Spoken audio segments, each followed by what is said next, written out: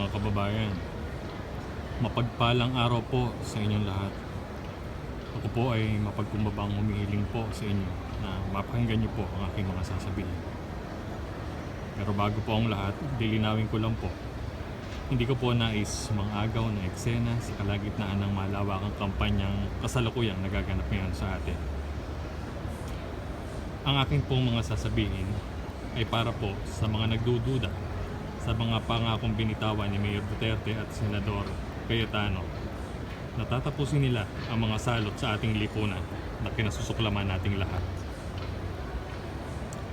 Yan ay ang kriminalidad, droga, korupsyon sa ating bansa na kanilang ipinangakong tutuldukan sa loob po lamang ng 6 na buwan kung sila po ay mabibigyan ng pagkakataong manungkulan. Ako po ay isa sa mga gagarantiya sa inyo na matutupad po lahat ng ito.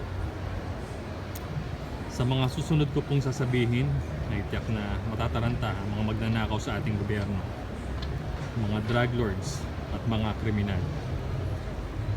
5 taon na po ang nakakaraan nang ako po ay may nilikhang programa na sinubukan ko pong ilapit at maitulong sa ating pamahalaan.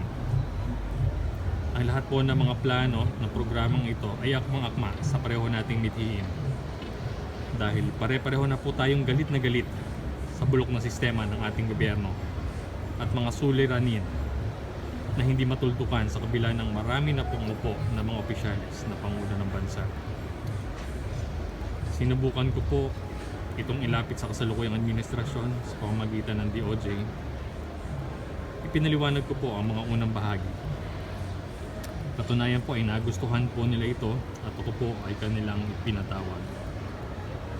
Ngunit sa umpisa po lamang ng pag-uusap ay naramdaman ko na negosyong ibig nilang mangyari. Kaya po ako ay napatras. Dahil hindi po ako negosyante at lalong-lalong hindi ko po nais na magamit sa korupsyon at pagnanakaw sa bayan ng aking inaalok na tulong at serbisyo.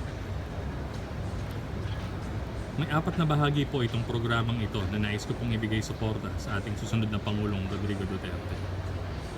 Unang-unang hakbang po sa pagsugpo sa mga kriminal, droga at korupsyon ay tuluyan silang tanggalan ng pagkakataon na makagawa nito.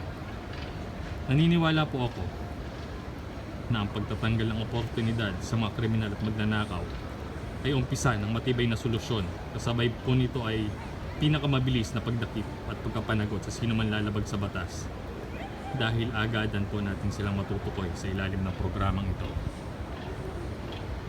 Isa po sa bahagi ng hakbangin akin na imungkahi ay ang pagkakaroon ng mandatory drug test sa lahat ng high school at kolehiyo sa buong bansa bilang bahagi po ng enrollment requirement.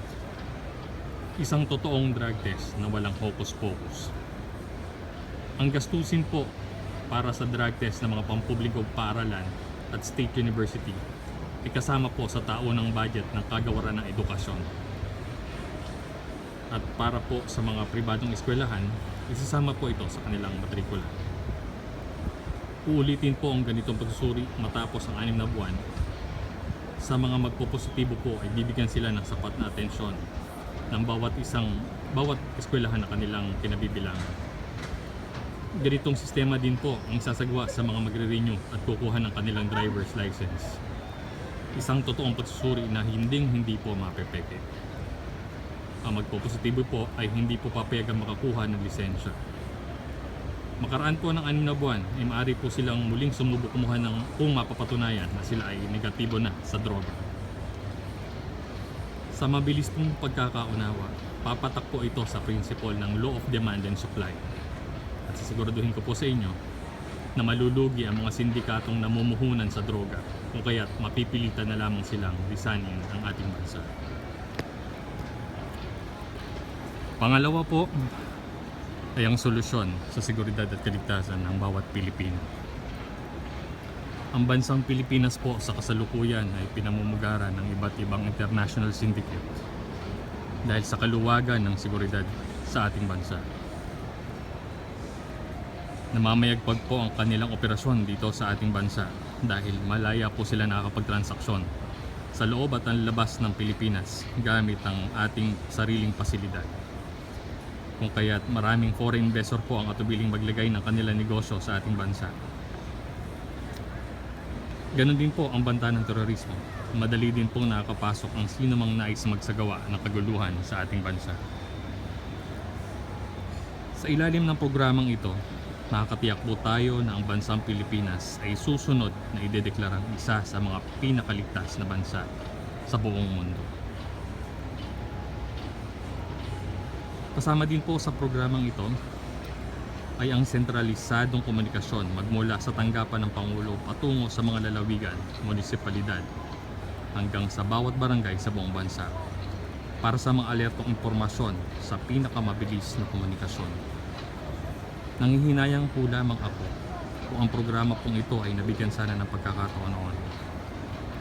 Hindi po sana nagkaroon ng maraming nabuwis na buhay sa trahedya ng Yolanda at iba pang sakunang nagdaan. Napag-ingat po sana sila at na-rescue bago pa man tumama ang bagyong Yolanda. Nagkaroon po dapat ng mabilisang koordinasyon at na mabigyan ng tamang babala ang mga kababayan natin sa pinakamalapit na sentro ng sakuna.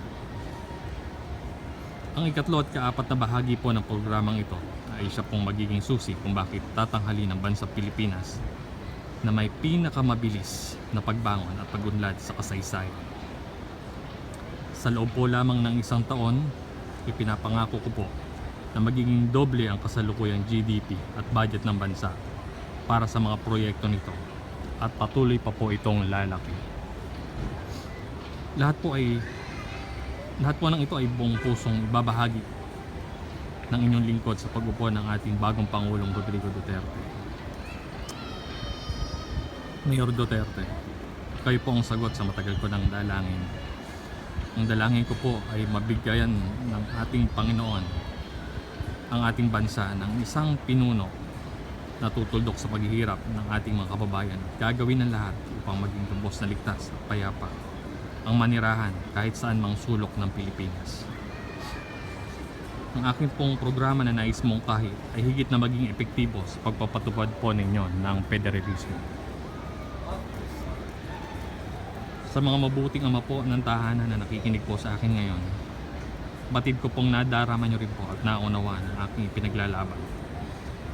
Ang manatili pong ligtas ang ating mga anak at ating buong pamilya habang tayo po ay naghahanap buhay sa malayong lugar. Mangyayari po ito sa lalong madaling panahon. Magtutulungan po tayo na mailagay sa pagkapangulo si Mayor Duterte. Mayor Duterte, ipagpaumanhin po ninyo. Kung sa ngayon ay hindi po ako lubusang makapagpakilala at makaharap sa inyo, batid ko pong naunawaan po ninyo ako.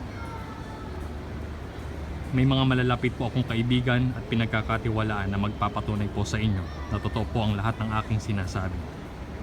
Katunayan po, sila po ay malimit nyo pong nakakasama ngayon sa mga kampanya ninyo kasama si Senator Cayetano. Umaasa po ako na pag-upo ninyo bilang bagong Pangulo ng ating bansa ay ako po ay inyong bibigyan ng pagkakataon na maipaliwanag sa inyo ng personal ang programang ito. Sama-sama po tayo na uukit ng kasaysayan ng ating ipapamana para sa susunod na henerasyon na siya magpapatuloy at magpapayaman sa itatanim nating tunay na pagbabago. Maraming salamat po at patuloy po kayong pagkaingatan ng ating Panginoon.